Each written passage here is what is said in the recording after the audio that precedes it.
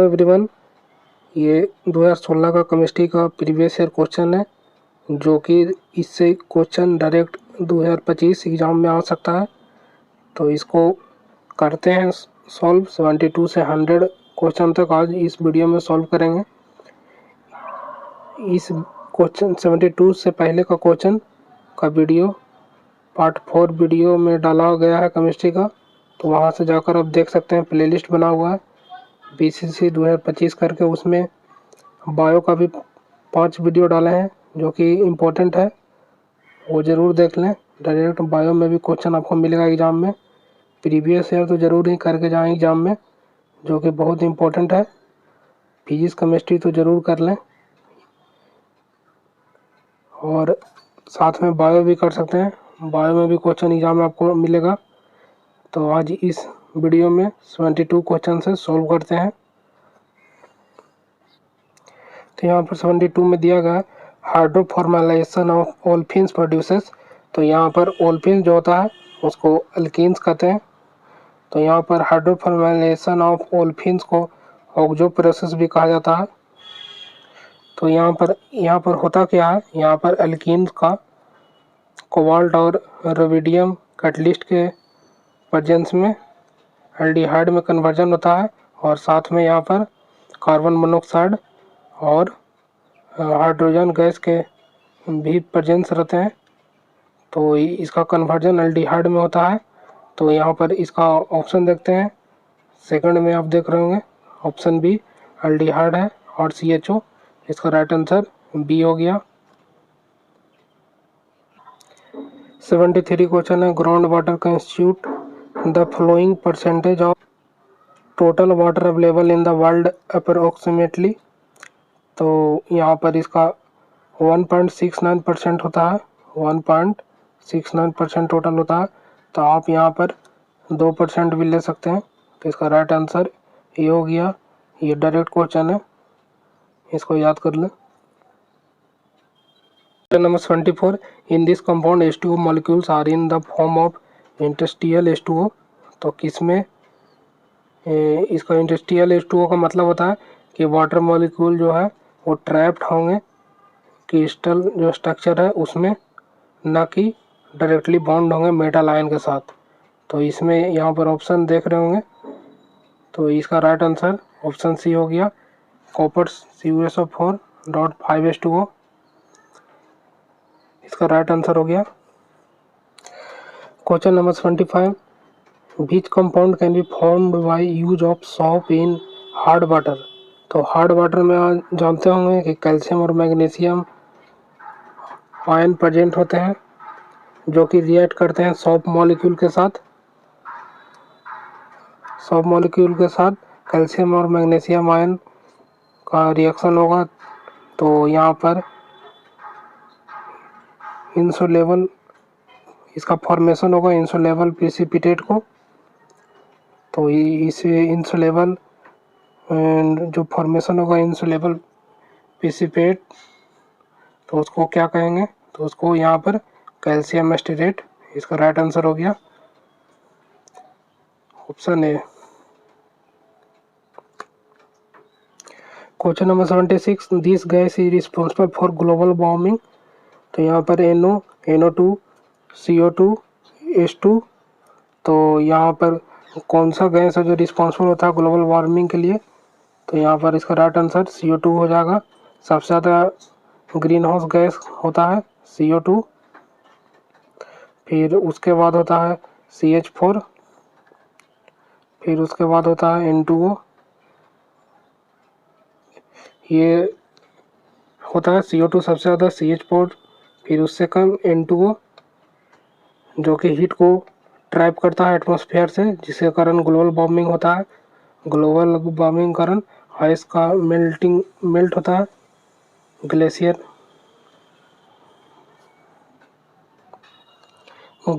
है जो पिघलता है। तो यहाँ पर CO2 है जो हीट को ऑब्जॉर्ब करेगा, तो टेम्परेचर बढ़ जाएगा ऑटोमेटिक अर्थ का, जिसके कारण आइस है जो पिघलना स्टार्ट करेगा। तो इसका राइट आंसर हो गया 76 का C. Question number 27, this gas has the highest binding constant with haemoglobin. तो हेमोग्लोबिन के साथ किसका सबसे ज़्यादा बाइंडिंग होता है? तो यहाँ पर ऑक्सीजन का नहीं होता। बहुत सारे लोग ऑक्सीजन सोचेंगे, जो कि होगा नहीं। कार्बन मोनोऑक्साइड का सबसे ज़्यादा होता है बाइंडिंग विथ हेमोग्लोबिन। ये जो है कार्बन मोनोऑक्साइड, इसका 210 टाइम्स ग्रेटर एफिनिटी होता है फॉर हेमोग्लोबिन। ये इम्पोर्टेंट है क्वेश्चन, ये ठीक है।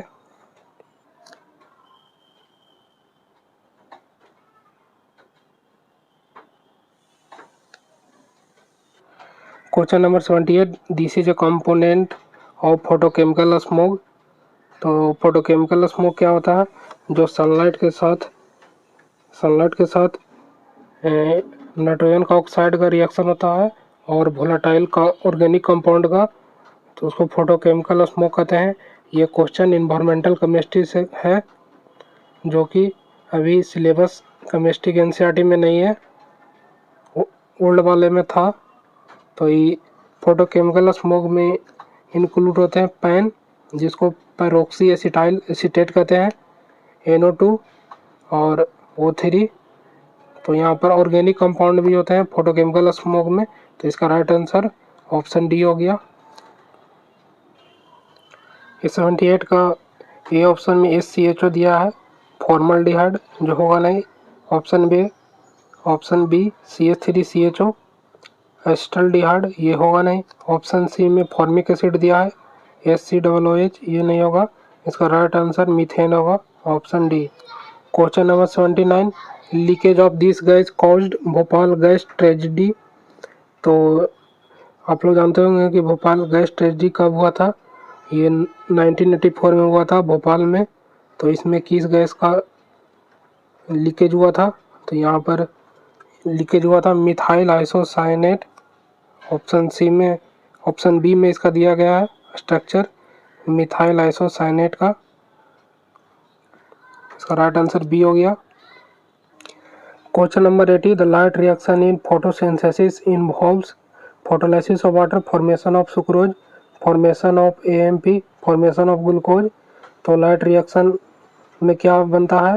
तो लाइट रिएक्शन में फोटोलाइसिस ऑफ वाटर होता है और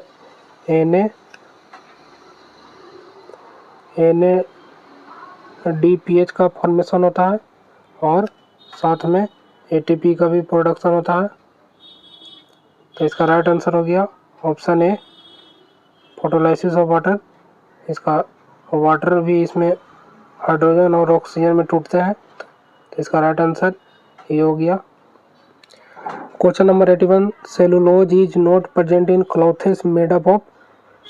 तो सिल्क, कॉटन, लाइनेन, रेयन।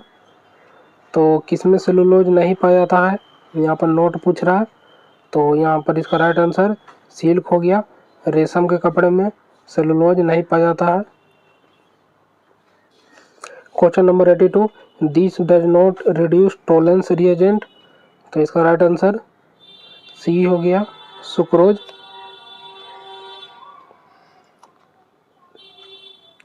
ये बायोमोलिक्यूल से क्वेश्चन है। Question number 83, F is a single letter code for this amino acid.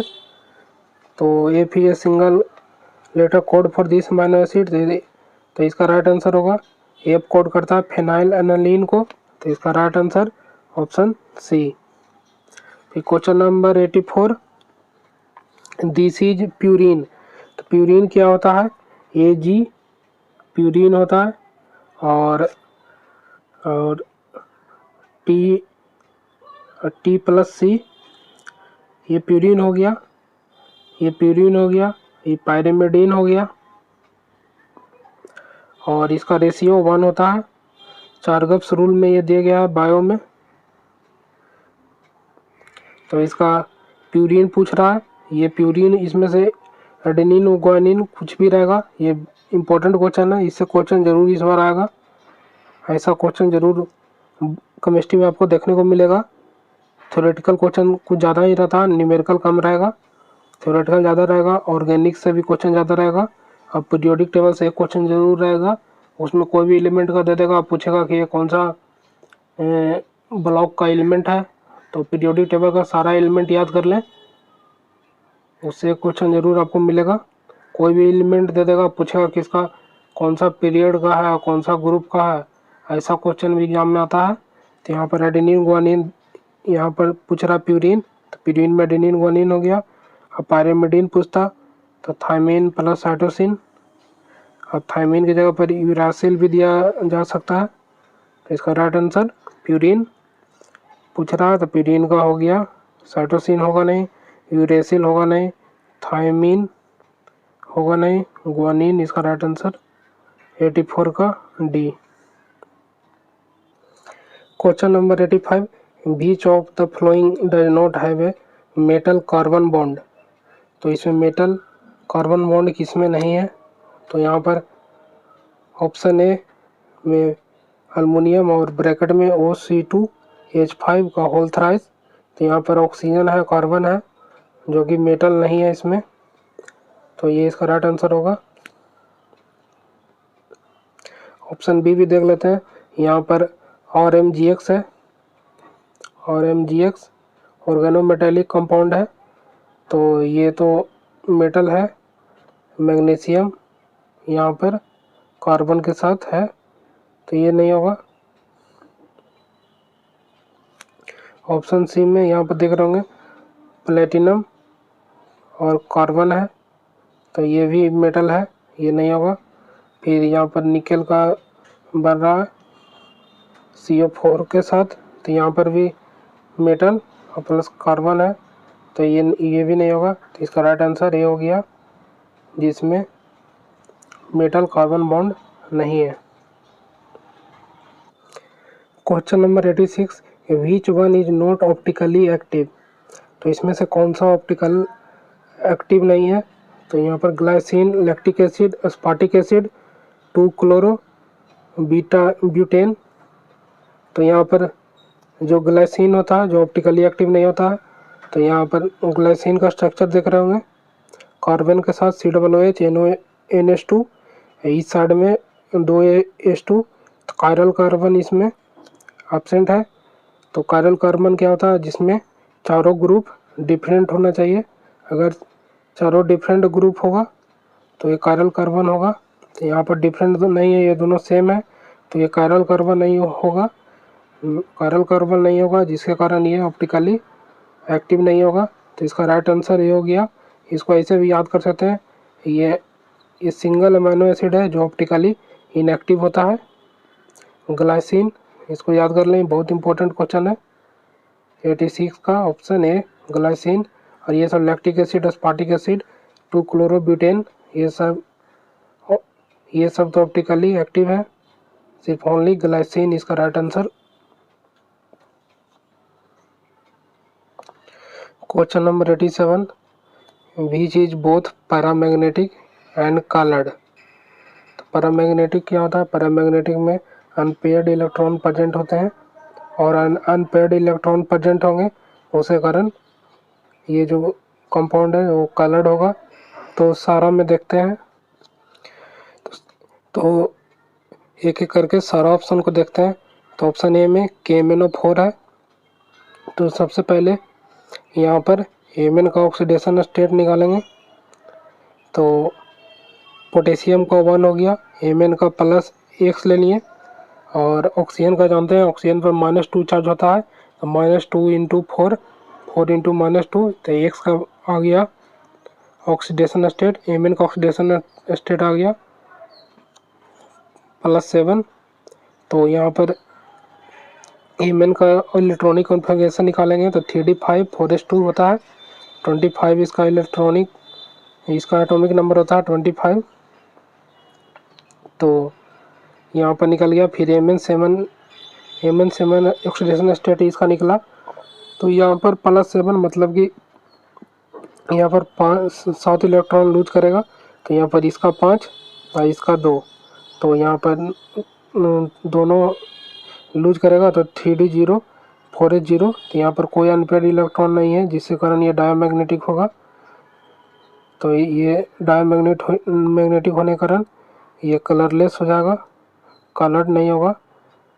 इसका सारा यहाँ पर देख रहे होंगे 3d0 4s0 अनपेयर्ड इलेक्ट्रॉन एक भी नहीं है, तो ये होगा नहीं। तो ऑप्शन बी देखते हैं। ऑप्शन बी में दिया गया है CuF2। तो CuF2 में सबसे पहले यहाँ पर कॉपर का X ले लेंगे, X और फ्लोरीन का -1 होता है, तो ये 2 फ्लोरीन है तो -2 इक्वल टू 0। तो X का वैल्यू आ गया 2, तो कॉपर +2 स्टेट में आ गया, यहाँ पर +2 स्टेट में आ गया। तो कॉपर का इलेक्ट्रॉनिक कन्फिगरेशन होता है आयरन गोल्ड निकल कॉपर जिंक। कॉपर का एटॉमिक नंबर 29 होता है, तो इसका इलेक्ट्रॉनिक कन्फिगरेशन 3d10 4s1 होता है। तो यहाँ पर कॉपर +2 स्टेट में है, तो यहाँ पर 2 इलेक्ट्रॉन इसका लूज करेंगे। तो सबसे पहले 4s1 से एक गया और 3d10 से एक गया, तो 3d9 बचा। अब 4s0 हो गया यहाँ पर। तो ये यहाँ पर देख रहे होंगे इसका 3d9 है, जो कि अनपेयर्ड इलेक्ट्रॉन इसमें एक बचेगा, तो ये पैरामैग्नेटिक हो गया। पैरामैग्नेटिक होने के कारण इसमें कलर भी शो करेगा। ऑप्शन, तो इसका राइट आंसर हो गया ऑप्शन बी इस क्वेश्चन का। ऑप्शन सी भी देख लेते हैं। K4Fe दिया गया है, तो यहाँ पर K पर +4 चार्ज आएगा और ये सारा पर -4 चार्ज आ गया। फिर यहाँ पर Fe का आयरन का निकाल लेते हैं ऑक्सीडेशन स्टेट। आयरन को X ले लिए और Cn -1 में होता है, तो ये 6 है, Cn 6 है तो -6 हो गया इक्वल टू इसका होल के ऊपर चार्ज -4 है, तो यहाँ पर -4 ले लिए। तो यहाँ पर X का वैल्यू हो गया 2। फिर यहाँ पर Fe का इलेक्ट्रॉनिक कन्फिगरेशन होता है 3d6 4s2। Fe +2 स्टेट में आया है, तो यहाँ पर 2 इलेक्ट्रॉन लूज कर देंगे, तो ये 0 हो जाएगा, ये 0 हो गया। फिर यहाँ पर 3d6 में बचा, तो यहाँ पर जो देख रहे होंगे ये जो सनाइड है ये स्ट्रॉन्ग फील्ड लिगेंड है, जिसके कारण यहाँ पर जो डी ट्रांजिशन एलिमेंट यहाँ पर होगा, जिसके कारण यहाँ पर D का जो ऑर्बिटल होगा वो 6 इलेक्ट्रॉन होगा। स्ट्रॉन्ग फील्ड होने के कारण यहाँ पर D ऑर्बिटल में पेयरिंग हो जाएगा। यहाँ पर देख रहे होंगे ये 3 ही ऑर्बिटल में ये पेयर हो जाएगा। पेयर हो जाने के कारण ये डायमैग्नेटिक हो गया और कलरलेस हो गया। फिर ऑप्शन डी देखते हैं। के दिया गया है K2Cr2O7, तो K का यहाँ पर +1 होता है, 2 K2 है, तो 2 प्लस क्रोमियम का X ले लेते हैं। 2 क्रोमियम है 2x माइनस ऑक्सीजन का -2, 7 ऑक्सीजन है तो -14 इक्वल टू 0। X का वैल्यू निकालने पर 0 आएगा। फिर यहाँ पर क्रोमियम का +6 ऑक्सीडेशन स्टेट आ गया। यहाँ पर क्रोमियम का इलेक्ट्रॉनिक कन्फिगरेशन शुरू लिख देंगे।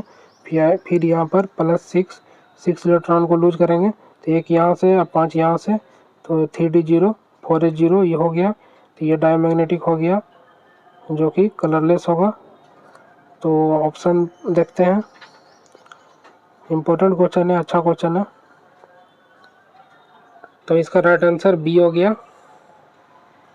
ये कोऑर्डिनेशन कंपाउंड चैप्टर से क्वेश्चन है, अच्छा क्वेश्चन है, इम्पोर्टेंट क्वेश्चन है। इसको अच्छा से एक बार देख लें, सारा सोल्यूशन मैंने करा दिया है। Question number 88, Nembutal is analgesic, tranquilliser, antiseptic, antihistamine.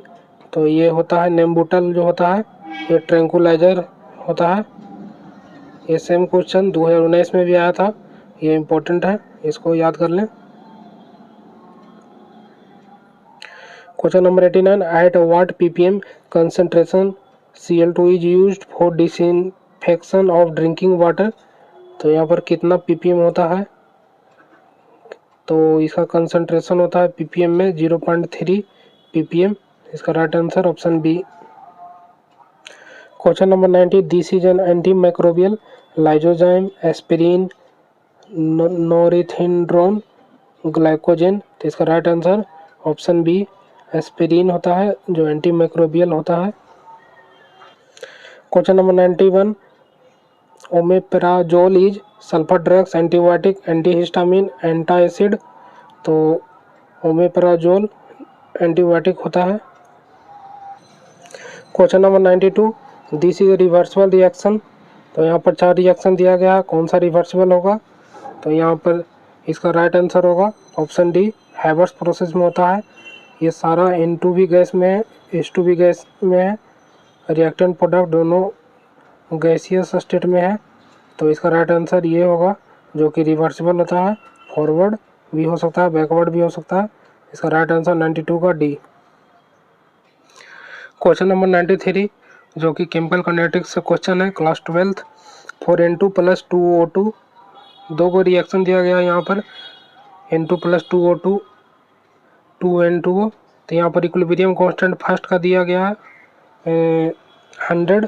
तो यहाँ पर पहला इक्वेशन को अगर K1 मान लेते हैं, दूसरा इक्वेशन को K2 मान लेते हैं।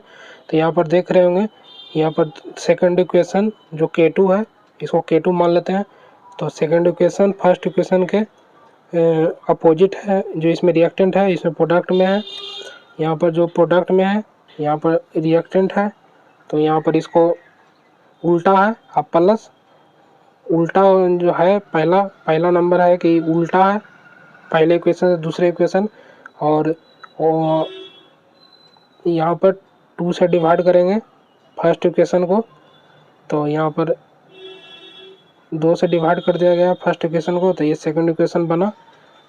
तो यहाँ पर इसको उल्टा किया गया है, रिएक्टेंट प्रोडक्ट साइड में, प्रोडक्ट रिएक्टेंट साइड में। तो यहाँ पर इस तरह इसका होता है, K2 लेंगे और इसको अपोजिट किया गया है, उसके कारण इसको 1/, रिवर्स कर देंगे 1/K1। और यहाँ पर K2 को K1 का हाफ कर दिया गया है, देख रहे होंगे यहाँ पर डिवाइड कर दिया गया है।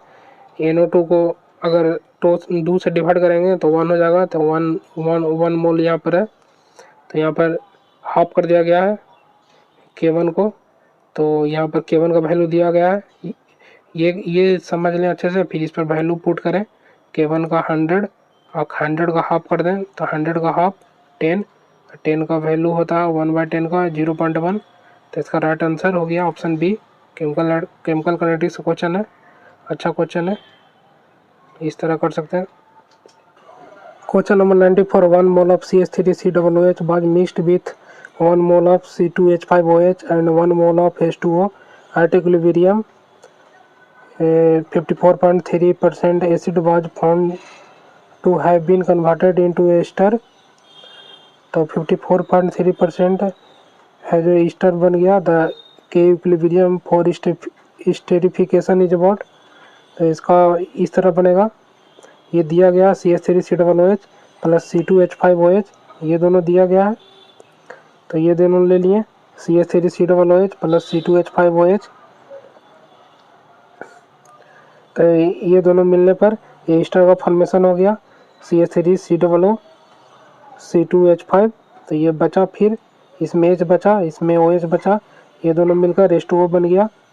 तो स्वरूप यहाँ पर लेंगे इनिशियल मोल लेंगे, इसका 1 और इसका ईस्टर का 0 ले लेंगे और H2O का 1 लेंगे। इनिशियल हो गया, ये इनिशियल हो गया। और एट इक्विलिब्रियम ले लेंगे, एट इक्विलिब्रियम ये ले लेंगे 1 - x होगा, 1 - x। फिर यहाँ पर दिया गया है इक्विलिब्रियम पर ईस्टर का CH3 54.3%। फिर यहाँ पर H2O का 1 + x ले लेंगे। फिर यहाँ पर के इक्विलिब्रियम निकाल लेंगे। यहाँ पर प्रोडक्ट यहाँ पर देख रहे होंगे, यहाँ पर x का वैल्यू, इसको x ले लेंगे, CH3 ईस्टर को x ले लेंगे। x का वैल्यू दिया गया यहाँ पर 54.3%।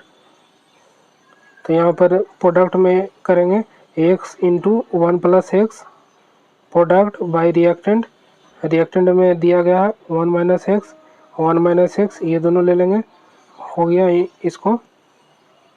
फिर यहाँ पर वैल्यू पुट करेंगे इसमें, एक जगह पर 0.543 इंटू, फिर यहाँ पर 1 + x करेंगे, x जगह पर 0.543 लेकर इसको वैल्यू पुट करेंगे और सॉल्व करेंगे तो आंसर इसका आएगा 4 के approx.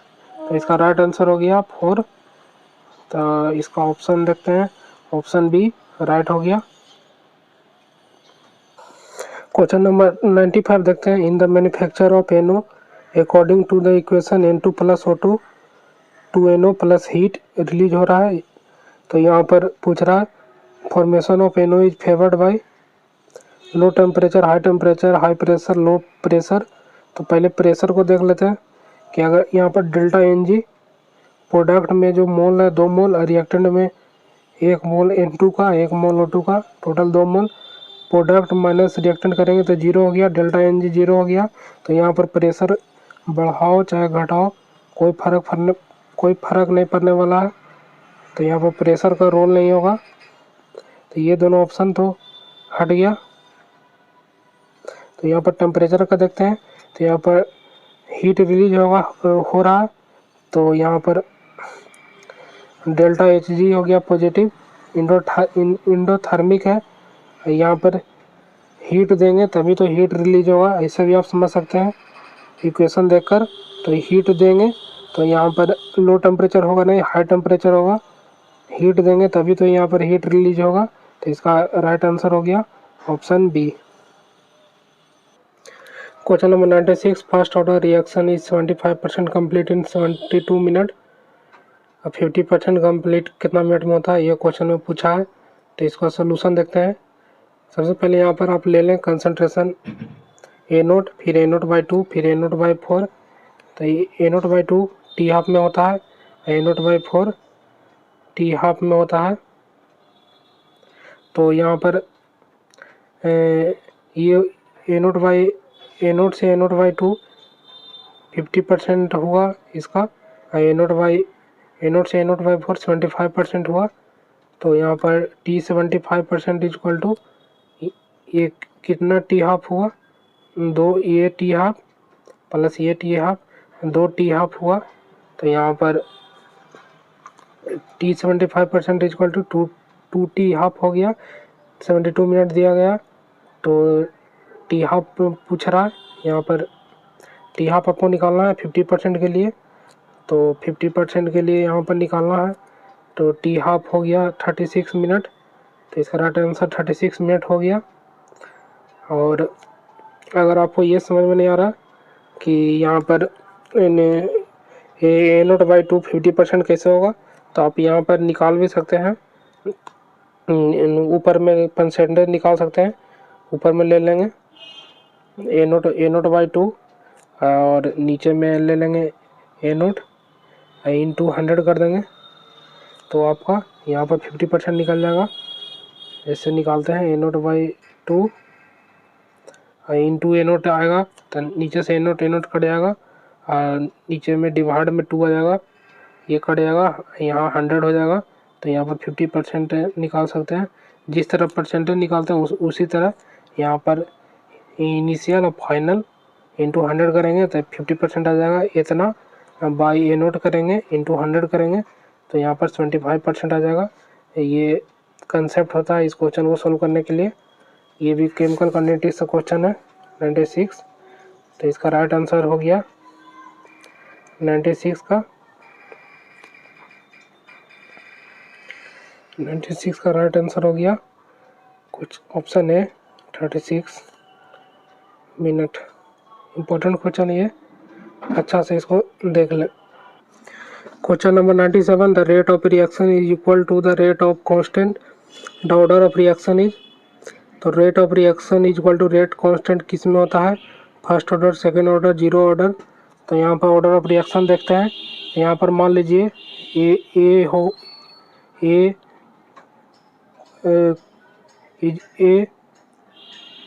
Is equal to B + C हो गया। फिर यहाँ पर रेट ऑफ रिएक्शन इसका निकालेंगे तो rate is equal to K लिखेंगे और यहाँ पर रिएक्टेंट का कंसंट्रेशन लिखेंगे ए और फिर उसके पावर रिएक्टेंट ए का कंसंट्रेशन एक्स। अगर एक्स को यहाँ पर 0 ले लेते हैं तो यहाँ पर rate of reaction equal to rate constant हो गया, क्योंकि यहाँ पर एक्स को अगर 0 ले लेते हैं तो A to the power 0 equal to 1 हो गया, तो आर इक्वल टू के हो गया। तो rate of reaction equal to rate constant. तो इसका राइट आंसर ऑप्शन है 0 order. Question number 99, this is a weak acid. तो बीक एसिड पूछ रहा है, तो NH3 बीक बेस होता है, H2S बीक एसिड होता है, इसका राइट आंसर ये हो गया बी। फिर सी देखते हैं, HClO4 स्ट्रॉन्ग एसिड होता है। फिर NH2 हाइड्रोजन जो कि बीक बेस होता है। तो यहाँ पर बीक एसिड पूछा है, तो इसका राइट आंसर बी हो गया, ये होता है beak acid. Question number 99, in polybasic acid if Ka1 Ka2 K3 और first second and third ionization constant following is correct. तो यहाँ पर Ka1 से Ka2 और Ka3 से जब भी आप प्रोटॉन को यहाँ पर निकालेंगे तो यहाँ पर निगेटिव चार्ज बढ़ जाएगा, K3 में ज़्यादा निगेटिव चार्ज बढ़ जाएगा, तो more difficult to remove proton from negative charge species. तो इसका राइट आंसर हो जाएगा K1 K2 K3। तो इसका राइट आंसर ऑप्शन सी हो गया। धीरे धीरे ये निगेटिव हो जाता है तो प्रोटॉन के निकालना हार्ड हो जाता है, तो इसका right answer option C. Last question 100, the following is correct about electrolysis of dilute H2SO4। तो H2SO4 को जब इलेक्ट्रोलाइसिस करेंगे तो कैथोड पर किया जाएगा, एनोड पर किया जाएगा। एनोड होता है पॉजिटिव टर्मिनल, कैथोड होता है निगेटिव टर्मिनल। तो निगेटिव टर्मिनल पर जाएगा पॉजिटिव चार्ज और पॉजिटिव एनोड पॉजिटिव होता है तो पॉजिटिव पर निगेटिव जाएगा। तो O2 लिबरेटेड ऑन कैथोड होता है निगेटिव, O2 होता है निगेटिव, तो ये निगेटिव पर जाएगा नहीं, पॉजिटिव जाएगा, ये नहीं होगा। फिर H2 लिबरेटेड ऑन एनोड भी पॉजिटिव, H2 पॉजिटिव, ये भी नहीं होगा। फिर O2 liberated on anode positive, O2 negative, तो इसका राइट आंसर ये होगा। फिर H2 liberated on cathode negative, SO2 minus, ये भी निगेटिव, तो ये निगेटिव पर नहीं जाएगा, पॉजिटिव और निगेटिव पर जाएगा, या निगेटिव पॉजिटिव पर जाएगा। इस तरह आप इसको सॉल्व कर सकते हैं। यहाँ आसान क्वेश्चन है, क्वेश्चन नंबर 100। तो या इसके आगे तो हिंदी का क्वेश्चन है, इसका PDF टेलीग्राम ग्रुप में दे देंगे, वहाँ से आप इसको डाउनलोड कर प्रिंट निकाल कर एक बार सॉल्व कर लें ये वीडियो देखकर, और एग्ज़ाम से पहले एक बार देख लें सारे क्वेश्चन को। ये सब बहुत इंपॉर्टेंट है, सिलेबस कंप्लीट करने के चक्कर में ना रहें। ये सब क्वेश्चन प्रीवियस ईयर कर लें अच्छे से, ताकि आपका रैंक अच्छा हो जाए और कॉलेज मिल जाए अच्छा वाला। तो अच्छा वीडियो लगाओ तो लाइक शेयर और सब्सक्राइब करना ना भूलें, और कोई क्वेरी हो तो कमेंट करें। मिलते हैं नेक्स्ट वीडियो में। अब इसका प्लेलिस्ट बना हुआ है BCC 2025, वहाँ से जाकर सारा वीडियो देख लें प्रीवियस ईयर क्वेश्चन का। Thank you.